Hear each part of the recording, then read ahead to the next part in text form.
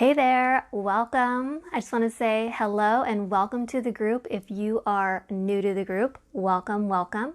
I hope you are having a wonderful summer. And if you're in a different part of the world where you are in winter time right now, I hope you are having an awesome winter.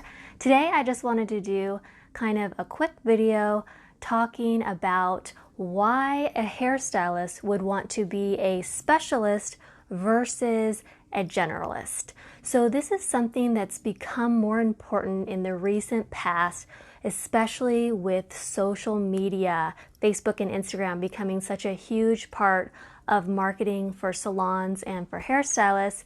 And so sometimes it is important that we set ourselves apart. Now, I know for me, for the most part, the majority of my career as a hairstylist, I have been a generalist, right? Most of us are, I believe, generalists, where we take pretty much any and all clients that we can get. We're doing hair color, we're doing haircuts, hair extensions, perms, balayage, all different types of highlighting, and basically whatever service that our clients want and need, we provide, right? And so for the majority of us, that really works. I know that I'm in California, so I live pretty close to Los Angeles. So there are some salons that do have departments where there will be cutting, stylists that do cutting, stylists that do coloring. And so a client would go to basically a different stylist for each. They would get their hair colored by one stylist and then go ahead and finish with the cut with another. Now, for some stylists, that would just be crazy. You wouldn't really want to not have the completed result, because it's an artistic expression, right? We know where our color placement and how that's going to fit the cut, and sometimes we really combine the two to go together. But there are salons that do this regularly, and the stylists specialize. And so let me know in the comments if you work this way, or if you're in a salon or in an area where they do have departments like this, because it can be popular. But what I'm referring to today is the idea that we can actually specialize in a specific service. So this is mainly to promote ourselves and to market ourselves, especially when it comes to social media, to Facebook and Instagram. And there's basically 4 reasons that you would want to be a specialist versus a generalist who just takes any and all clients. And so the first reason is to really stand out among competition, right? Because when you call yourself a specialist, whether it's a blonding expert, a blonding specialist, a hair extension specialist, a highlighting or some type of color specialist, vivid color specialist, or even a cutting specialist, a precision cutting specialist, for example, then you really stand out because you've given yourself a name. You've given yourself an expertise, which you're then going to share on your social media and be able to truly call yourself an expert. And if you decide to really hone in on your skill, so say for example, you're a blonding specialist, and that's basically what you do. You take more and more classes, you serve more and more clients who really want beautiful blonde colors. And so you get better and better at what you do because you put more and more hours into perfecting your craft, into learning more, discovering all the new and latest techniques, because obviously these techniques are changing every single day. There's more and more ways to get the results and more things to offer that are a little bit different. And so you can then stand out among either the stylists that you work with or the people who are in your surrounding area, because you can basically add your photos from your clients to your Instagram page, for example. So you would have a lot of different pictures representing the blonding work that you do, or all of the hair extensions that you do.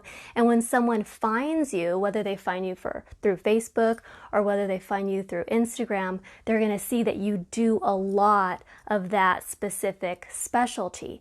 And then you call yourself an expert, so they see you as an expert. And that goes into number 2, why you would want to call yourself a specialist, and that is to become an authority in your community or in your salon or on social media, where you're representing what you do and what you've really begun to perfect as a hairstylist.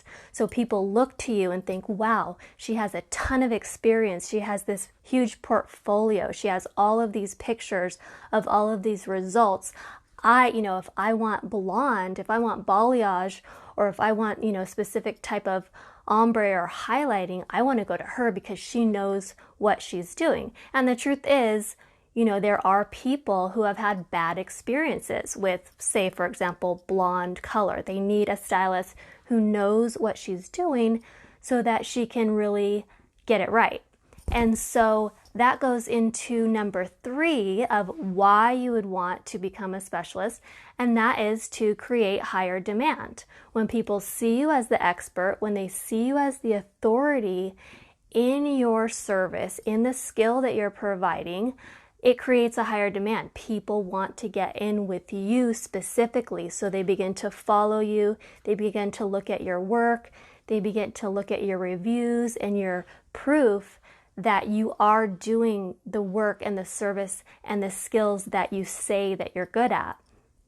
And then that goes into basically number 4, which is one of the biggest reasons, is that when you become an expert, when you set yourself apart, when you become an authority, when you're in higher demand, you can charge higher prices because you've basically set yourself apart to let people know this is what you're great at. This is what you've spent time doing. It's kind of like when you see a dentist, for example, and would be a cosmetic dentist versus a general dentist, right? And if you really needed some, specific type of work like veneers or some type of implants, that only a cosmetic dentist, and you're going to be paying a high price, you want to go with the one who has really spent a lot of time learning and perfecting and doing this skill over and over again.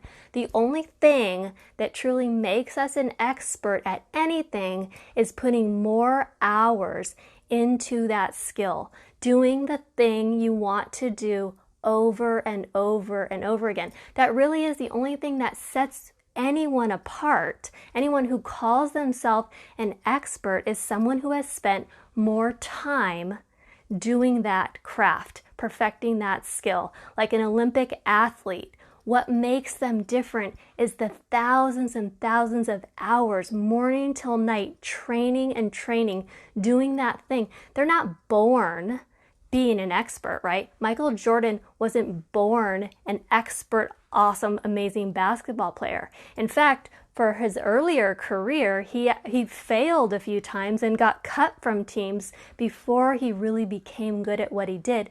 And the thing that set him apart was playing basketball over and over for hours and hours. And this is true for lots of different athletes, lots of different doctors, lots of different artists, and hairstylists are no different.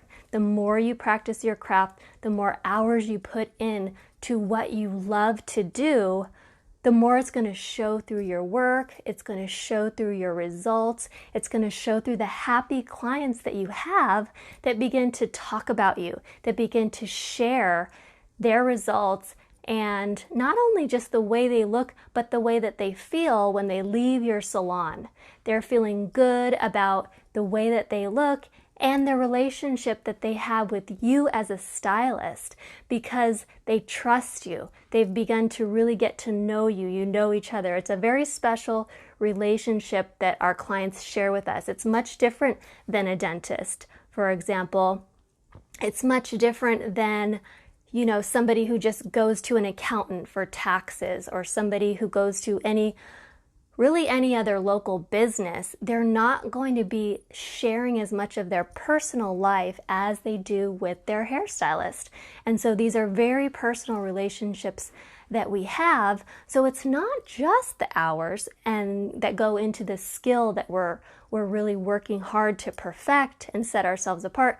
It really is a large part, that very personal relationship. So when we're marketing ourselves as a hairstylist, when we're putting out these great images of our work and we're, putting in all of these hours of classes and practicing and doing that service over and over again, what we're doing is attracting clients to us. And that is the marketing aspect, the way that we attract people to our business and to our salon and to our chair.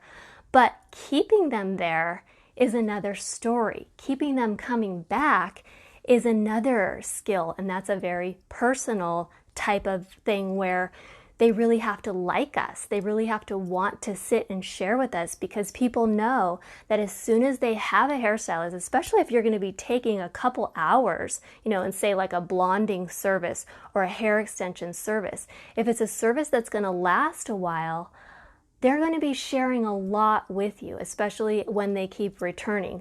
So it's a very important that they trust you, because they're going to be sharing personal aspects of their lives, and you're going to create a relationship. And a lot of these relationships last a long time. I've been doing hair for over 20 years, and I have a number of clients who have been with me, over 15 years. I'm sure that some of you can definitely share in that experience. And so some of these, relationships are just with us. They become our friends, they become like family, and then they begin to talk about us also to other people that they know, that they meet, and they're more likely to refer us when they really not only enjoy the service that they're getting, but they'll be more likely to refer you when they see you also as an expert. Like, it's one thing for them to like you, but they also want that referral, that recommendation to reflect back on them, that they didn't make a wrong choice by referring you to their friend, that friend is not going to be disappointed, because then that kind of like makes them look bad. So they not only want you to be that expert, to really perfect that skill and make them look good, but also make them feel good, and ultimately continue that relationship over the years sometimes. And so really those are like the 4 main reasons I would say to specialize.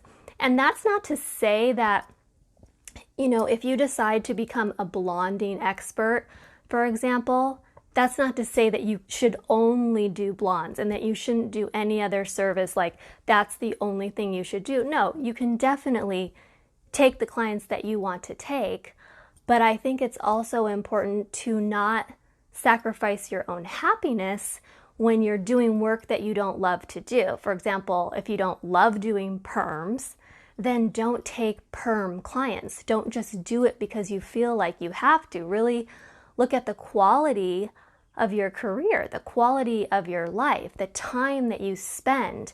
Because I know from experience, if you take clients that you don't really enjoy being with, or services that you don't enjoy doing, that can lead to burnout. That can lead to unhappiness as a stylist, where you just start to resent, maybe what you're doing and who you're working with.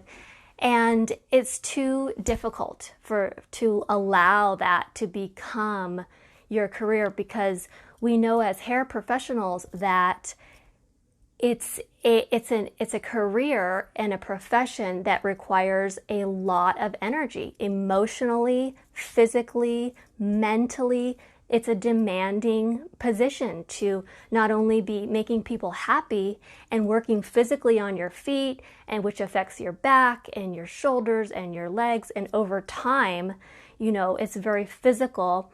And so to keep your emotional well-being in order and your mental well-being intact is very important for the long term. And sometimes we don't see this as much when we're just starting out and when we're younger, but this can really take a toll on us if we start to sort of compromise who we are and what we're about. So I do think that it's important, especially in the beginning, is to sort of set your own standard. Not only setting your value, setting your price, making sure that you're charging what you're worth and all that we know, but also creating those boundaries and holding to them, letting people know that this is your This is your profession. This isn't, this isn't a hobby. This isn't just a pastime. This isn't something that you just play with. This is, for a lot of us, it's your main source of income and your source of living. And you have to be healthy in order to continue as such a demanding profession as being a hairstylist. And so you need to keep your mind healthy, you need to keep your body healthy. Some of us pay attention to being spiritually healthy as well. And this all goes into not just the physical nature of being a hairstylist, but really maintaining those relationships on an optimum level, especially when you're working, full-time hours and that type of thing. So really just making your own decisions and setting your own boundaries and choosing who you want to serve. You don't have to serve everyone. And so when you become an expert, when you choose to specialize in a service, it kind of gives you more joy, I feel, in your career, because you can do what you really want to be doing, and then your prices can reflect that higher quality of service, that higher value that you place on your time and your service. And that way you can actually enjoy more being a hairstylist or being a salon owner, because you're not just letting everybody sort of get the best of you. It's like when we just start to say yes to everyone because we don't want to disappoint anyone. But when you say yes to everyone, you're not really serving anyone, because you're not serving yourself, you're not serving the individual, you have less joy in what you're doing. And so creating those boundaries is the best way to sort of maintain your mental well-being, as a hairstylist, because it adds up over time. And so going back to becoming a specialist versus being a generalist, I think this is one important way to set yourself apart, to maintain the value of your service and the value of your time, and really, establish the kind of business that you really want to grow, that you really want to have. And so another part of this is just creating goals for yourself. It sounds very simple, but I think a lot of us really neglect the fact that we don't really have any set goals. How many clients do I want to take in a week or in a day or in a month? How much money do I feel like I need to make in order to be happy that this profession is worth the time? Because it is a lot of hours, and there's sometimes where you could be working so long and doing all these clients, but if you're an independent stylist, it feels like, oh yes, I'm making all this money. But then you start to realize that the costs are outweighing the benefits, right? Because then you go to pay your taxes and pay your rents and pay your credit card fees and, your cost of color and supplies and equipment. And all of a sudden you're down to, just over minimum wage per hour of your time. And that is not where you want to be, especially not as a hairstylist. So it's important to set the goal, how much do I want to make per week, per month? And what do I need to do to get there? How much do I need to make per client? And so do I need to charge more? Do I need to become a specialist so that I can have maybe higher tickets, higher prices on the time that I'm taking, on the people that I'm serving, which makes it more favorable for you, because then your time is more valued. When you value your time, other people will value your time. People value you to the extent that you value yourself. And I do believe that. I do believe that we set that value, and sometimes it's difficult because we don't want to say no, we don't want to disappoint people, we think we're charging too much, we're comparing ourselves to other stylists or other salons, and we're afraid to lose people. But when you're afraid to lose people, and when you rule your business with fear, when you rule anything in your life with fear, it's not a good place to be, because fear only sets you up for failure, in my opinion. And what I mean by that is that if you begin to compete on price and you begin to think, oh, well, these people aren't charging as much, so I shouldn't be charging as much, and you begin to lower your prices based on what you think other people are doing, you become a commodity. And a commodity is basically like Amazon, where somebody goes to find the lowest price in your service, the lowest price of whatever it is that you're doing, and you're just competing. And when you compete on price, you will always lose because you'll never be the lowest price. So why not just be the highest price? The one in the middle doesn't really actually matter. So if you can't be the lowest price, why not be the highest price? And this is what a very experienced marketer, Dan Kennedy, his philosophy is that why not set your own value? Why not say, hey, I'm worth this much, no matter what anyone else in your salon is actually doing or actually charging. Why not decide what your service is worth and what you want to be paid for that time, for that effort, for that energy, and you set the value. Don't let the market set your value. You set your value, because guess what? If you look at all across, the area, whatever city, whatever state, whatever country you're in right now, I guarantee that there's a huge difference between prices, between stylists. There are stylists who charge $25 for a haircut. There are stylists that charge $125 a haircut in any given area. So, and that's just because they decided to charge that much for a haircut. And so the more effort and time and skill that we have, and the more time and energy that we focus on to being the best and putting that time in, the more comfortable we'll then feel charging those prices and charging what we actually think is fair for the amount of time that we've put into our specific niche, our specific training, our specific efforts into what we're actually doing.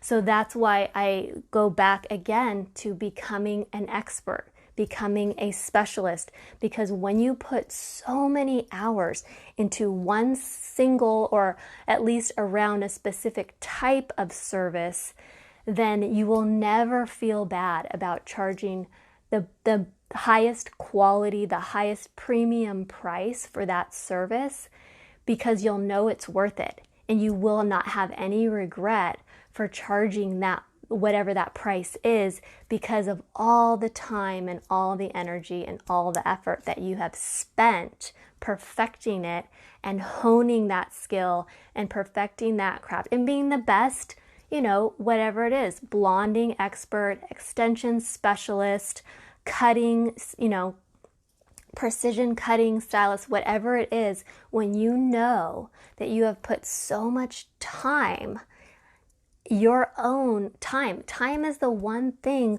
we don't ever get back. Time is the one thing that is gone as soon as it's spent. And so don't devalue your time by allowing other people to pressure you on what they think your time is worth.